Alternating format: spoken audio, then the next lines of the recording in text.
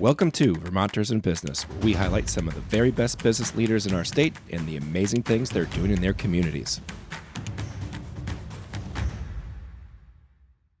People of Vermont, welcome to Vermonters in Business, where our mission is to highlight the businesses and business leaders in our state. They're doing outstanding things in both their work and in their communities. We have a great show today, but first, I am your co-host, Drew Kinney. I am a seventh-generation Vermonter, a business owner in the state, and I am super excited today. But please join me in welcoming our co-host on the show, Travis Spencer. He is a serial entrepreneur, a local business enthusiast, and around here, we know him as a world-class insurance agent. Travis, how are we doing today? What are the hot takes you got for me? Doing great. We got a great guest today, and as you always know, I like to keep my hot takes kind of in line with the guest. So we have a guest who's going to talk about dance. Breakdancing is in the Olympics this year. All right. So my hot takes about the Olympics. This has been a hot take of mine for years. We just need 5 set locations for the Olympics. Oh. And you just rotate them. Yeah. There's no need to do all this pomp and circumstance we do every year. We're going to have, you got to build arenas you don't have. And it doesn't have to be just a city. Yeah. It should be a whole region. Like, I'm watching beach volleyball in Paris. There's no beaches in Paris. So this beach volleyball should be down, on the Mediterranean coast somewhere or something. So the Olympics should be in a region, not in a certain city, and they should be just the same countries we rotate them through. I mean, you could throw it all the way back and just go to Greece, right? Just have it right. Just do them all in one Greece. spot. Yeah. There's always in Greece. Yeah. But I've been saying this for years. I'm like, I don't know why we spend, billions of dollars for towns to build stuff that they're never going to use again. Let's go to places that have the infrastructure. Well, my question is, are the Olympics economically profitable to the city that hosts them? Not usually. Really, they do lose money, even with huge unless you are a city that has the infrastructure. I mean, because you go to like Sarajevo or even like Sochi, they had to build these housing facilities. The sad thing is that these stadiums are like dilapidated in like a few years afterwards. Yeah. So that's what I'm saying. Use where there is already infrastructure. That's been my hot take. Probably environmentally better as well. Yeah, in that definitely. case. Yes. All right. Well, like I mentioned, we have a great show today. Joining us today is Megan Stearns from Lines Vermont Studio. Megan, how are we doing today? Very well, thanks. So, Megan, you're originally from New York, Long Island area. Long Island, All right. Very cool. And now you live in Heinsberg? Yes. Yep. And how have you felt, how's that change been, going from Long Island to Heinsberg? Wow. Yes. So loaded question. Yeah. Long Island is a Long Island, and there are parts of it that are super built up, especially as you get closer to the city. Where I was from, it was very rural, and there was a lot of farmland. So in that sense, it's kind of similar. I've always loved like the green and the natural areas. Yeah. But Vermont is more progressive than Long Island. Okay, sure. So how do you call the town? Is it Mattatuck? Mattatuck, yes. Mattatuck. Nailed it. All right. Yes. Nice. First time for everything. Job. Yeah. And you didn't mess anyone's name up I just today. didn't avoid it. Yeah. We were pretty straightforward on the names today, so that was helpful. That was good. Yeah. Awesome. So, Lines VT. So when did you guys officially get started? 2019. 2019, okay. Yes, 9 months before the pandemic. Okay, so you're coming up on 5 years? We have done 5 years. Yeah, all right. Yep. That's awesome. Congratulations. Yes, thank you. Yeah. Thank you. And weathered through a pandemic. That's not easy to do. No. Yeah. Yeah. Especially right in the beginning. Yeah. All right, well, we're going to dive into some of the cool things that make Lines VT fun, but before we do that, we're going to jump into something that we call the Vermont Hot Seat. Megan, are you ready to take on the Vermonter Hot Seat? I think so. All right. We'll see. Pancakes or waffles, what are you having with your Vermont maple syrup? Pancakes. Okay, nice. Making a little run. A perfect day for you. Is it a winter day at the mountain or a summer day at the lake? Summer at the lake. Okay. All right. Easy one. Yeah. Do you do any winter sports? I did do snowboarding, but it doesn't really jive well with dance, and my knees have, fair. So That makes sense. Yeah. Yes. Yes. All right. And it is your birthday dinner. You can go to any restaurant in the state. Where are you headed? Oh, I love Shelburne Farms. Oh, I like it. Nice. Yeah. Yeah, very cool. And then hot summer day, what's your creamy order? I like chocolate with chocolate sprinkles. Okay. Mm-hmm. Wow. That's a unique one. Nice. That is a unique one. I mean, the sprinkles, I love sprinkles. The go-to is like, Vermont maple, and some people will throw out the classic twist. So Right. Yeah. I like chocolate. Chocolate with sprinkles, I like I it. once ate too much maple ice cream, so now I get sick from it. I see. Yeah, it'd be easy to do. It could happen to anybody. All right, well, that's the hot seat, so you survived. Yeah, the seat's going to get a little colder. We're going to talk a little bit about more of something that you're probably very familiar with, and that's the dance studio. So, Travis, go right forward. Yeah, let's just start with the easy one. what's lines VT? What do you guys do? Yeah. And I was warned ahead of time that you guys are experts on asking dance questions. Yes. So I'm really excited about this. The hokey pokey is probably So Lions Vermont is a dance studio for grown-ups. Okay. It's for adults. So Vermont actually is home to so many dance schools, like way more than you would think the state could support. There are many young kids in Vermont who are taking dance. Yeah. Just in Chittenden County alone, there are 6 to 8 dance schools. Okay. So, but there were no schools that are dedicated to adults. And I was an adult dancer in Vermont and was wishing I had more options to take class. And so when I met my business partner, June, she said she was looking to do something more. She had a dance retail store and she said, I want to expand it and just do something else. And I thought, let's do a studio for adults. Yeah, very cool. So that's what we did. And we offer a huge variety of classes. When you first kind of rolled it out, what was like the initial reception? Was there like a bunch of people that were like, "This is what we've been waiting for," or what? How was that kind of? Good question. Yeah. It was boop boop. Yeah. Because our business is seasonal. Like when it's gorgeous outside, fewer people come in to dance. Yeah. So we opened in June, and we did open with a lot of fanfare. We had this big event. Tons of people came to class. I was like sitting there like crying watching it. Yeah. And then a week later, it was like crickets. Oh no. You know. Yeah. Yes. And we're thinking like, is this going to work? Right. Oh my God. Maybe there are not as many people here who we thought who would be interested in this. Right. But thank God. Yeah. So, well, that was going to be one of my questions. Do you see, one-timers, or did you see people come in apprehensive and they're like, oh, I want to try this again? You said you saw that spike and then it came down, but... In the beginning, we were finding that it was only novelty that would bring people in. Like they wanted to try something they hadn't before, and then they weren't necessarily sticking with it. So we were constantly having to like think of new things, bring in new teachers, pop-up classes. We coined this phrase. We were bringing in masterclass teachers from major ballet companies like in Boston or New York, and they'd come up and teach us. Cool. A lot of people would come out, but then like they wouldn't come regularly. Yeah. So that in the beginning I thought was going to be a huge problem because we had to spend a ton of advertising dollars just to get people in. Right. But fortunately now, 5 years later, we have many more regulars, and we've got like big groups of people who take ballet, big groups who take contemporary. So we're solid now. So what types of classes do you offer? My gosh. So we have ballet, tap, jazz, contemporary. Then we have heels dancing, which is like sexy pop dancing, like in music videos. Yeah. We've got burlesque dancing, which is a strip tease. Yeah. We have pole dancing, and then we added aerial classes because we expanded our studio in the winter. Yeah. So we have trapeze, silks, we have aerial hoop, we have straps, which is like in the Olympics with the rings. Yeah. And we have acro classes, Zumba, tango, flamenco.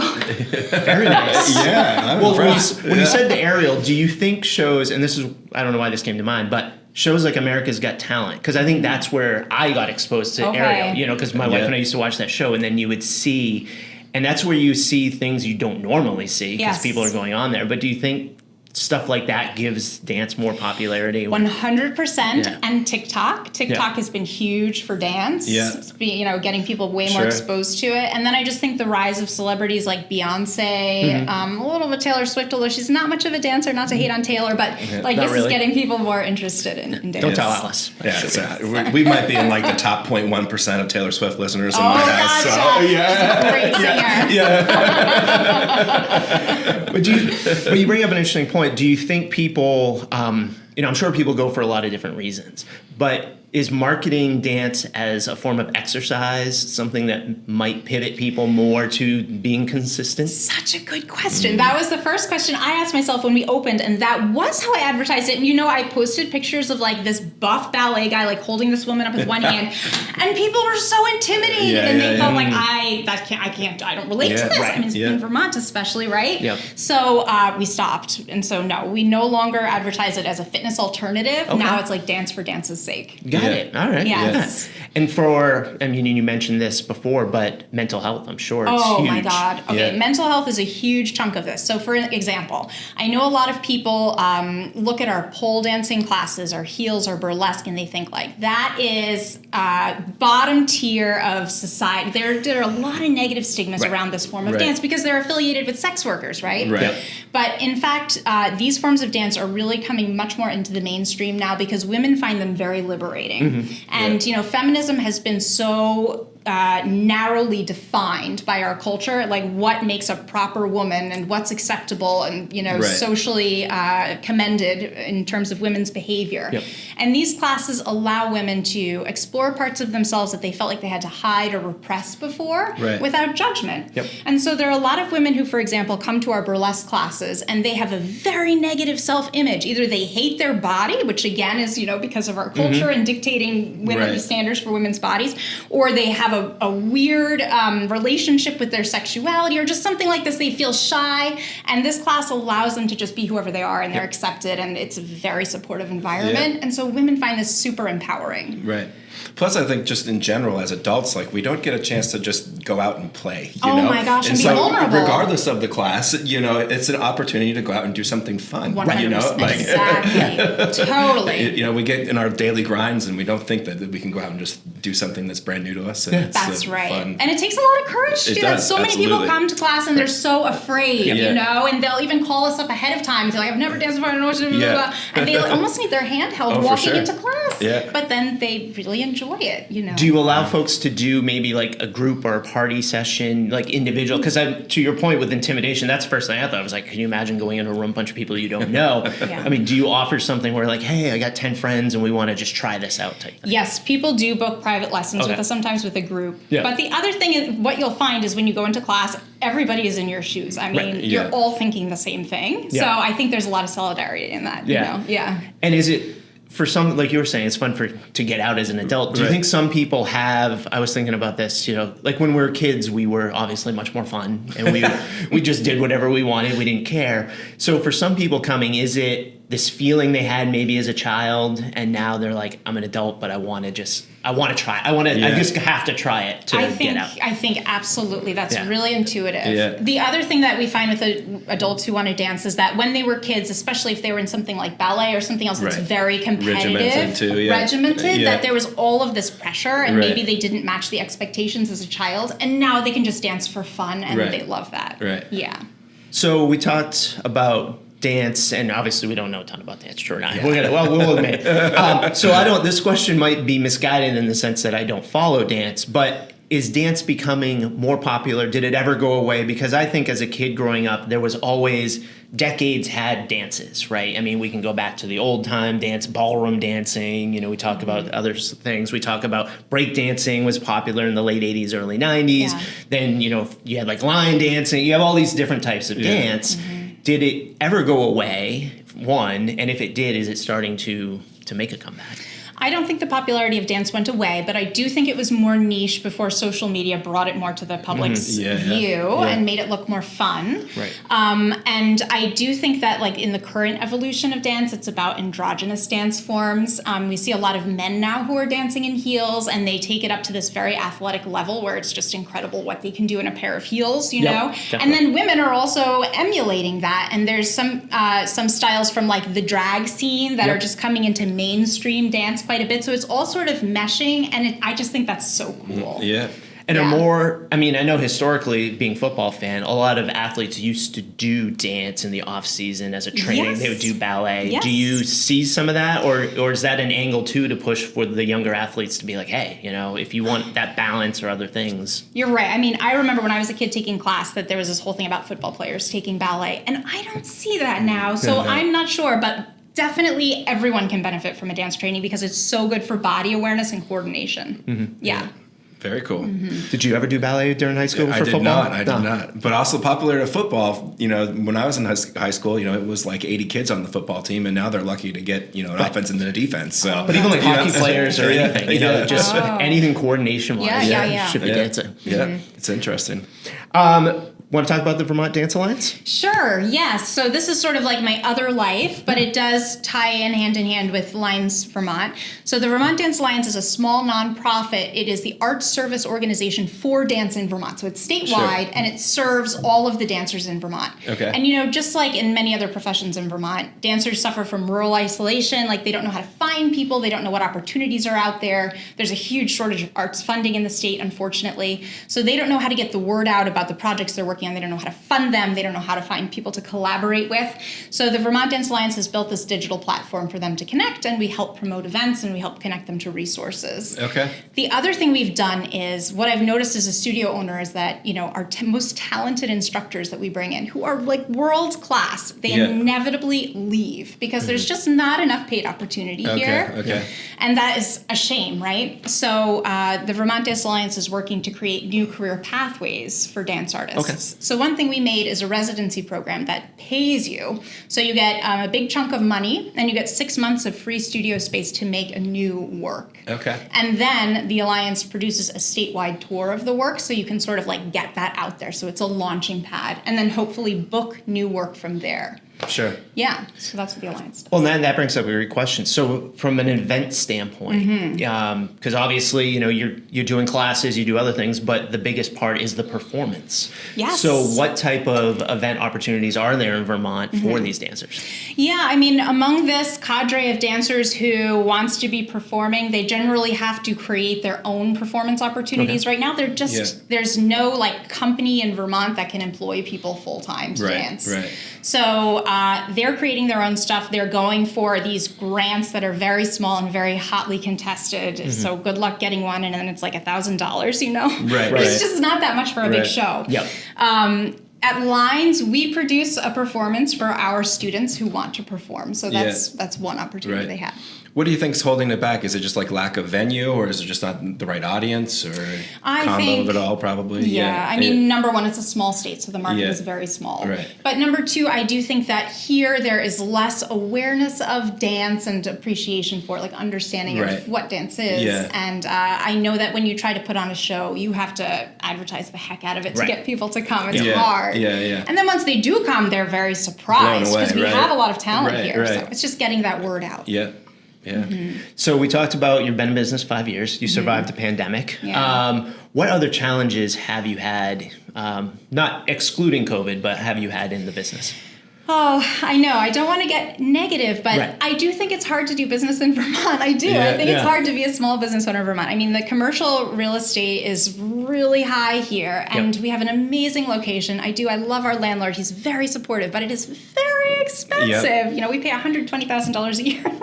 Jeez, And then there are just so many taxes that are levied against business owners. And when I do follow the legislative session, and I hear a lot of conversation about like, how are we going to fix these budget shortfalls, put it on businesses, which I don't know why, because we're just people. Right, and, it took a very long time, many years for June and I to make any money at all from this, but this was a volunteer effort for a long time, and we are not going to get rich from it ever. So we're just people creating jobs for other people, and I just feel like there's this very negative perception of like businesses are greedy and gobbling up all the money. I don't know. I agree with that perception. It is tough. It is tough. So those are the hardest things. Like the overhead, I would say, is tough. Yeah. So with the crystal ball going forward, you've been in business 5 years. You've had obviously some big challenges. What do you see for the future going forward for your business? Yeah, I mean, I hope that we just continue to expand in terms of getting more and more people to class, trying dance. Our most popular classes are our total beginner classes, and we're bringing in lots of new people. And so it's just keeping those people coming and progressing and gaining more confidence as dancers. Continuing to add more classes that people are interested in. Yeah, you mentioned you're doing some summer camps. Yes, we've got to fill those morning hours when people are at work. So we do offer some things for kids, like camps, or we have like teen aerial classes and that sort of thing. Oh, that's cool. So your schedule usually then is evening, like late afternoon, evenings and weekends when adults are not working is when we're the busiest. That makes perfect sense. Yeah. What about, you mentioned the difficulty of just putting on a show. Is there a thought of becoming a promoter somehow, or is that something you guys think about doing? Or yes, well, we do work closely with the Vermont Dance Alliance, so we promote a lot of what they do, and a lot of our teachers will be active in the performance scene and that sort of thing. So whether or not we become official presenters, I think if the budget were there, that would be something we're interested in. We just have to build up to that. Yeah, very cool. So within your, over the past 5 years, right, one of their key audiences here is we do have a lot of business, folks that like to tune in and check out the show and see what people are doing. But have you had any really solid lessons learned or things that maybe you do a little bit differently over the past 5 years? Yeah, that's a good question. I think like when I think about advice I would give to people maybe who are considering going into business. Yeah. And these are things that I probably heard and it was just hypothetical and I couldn't really understand it internally, but it is going to be a lot of work and it's going to be a lot of sacrifice from your whole family, right? Because it's my time away from the family. It's financial sacrifices they're going to have to make. And it's just hearing all the time about the business. Ad nauseum, right? Right. So just to be prepared for that lifestyle, it's so different. Yeah. I guess making sure that you do have a backup plan if it doesn't go as expected. Sure. Sure. Yeah. Yeah, I mean, like you said, you went through a number of years where you weren't turning a profit, and that's not easy to get through. Yeah, exactly. Is the magic wand? We talked about just the state of business in Vermont, but also getting the word out there. What do you think would be, the magic wand, if you will? Is it less regulation or is it more marketing dollars? Like, what's the one thing that you could use to really push this to the next level? Is it public awareness or finances or combination of the two? Push the business to the next level. Yeah, I think it's probably public awareness for dance specifically. Right. Like when I try to get news stories out about the Alliance and the things they're doing, it will be crickets out there. Like the media is just not interested. You know what I mean? So I think for that perception to change would really help.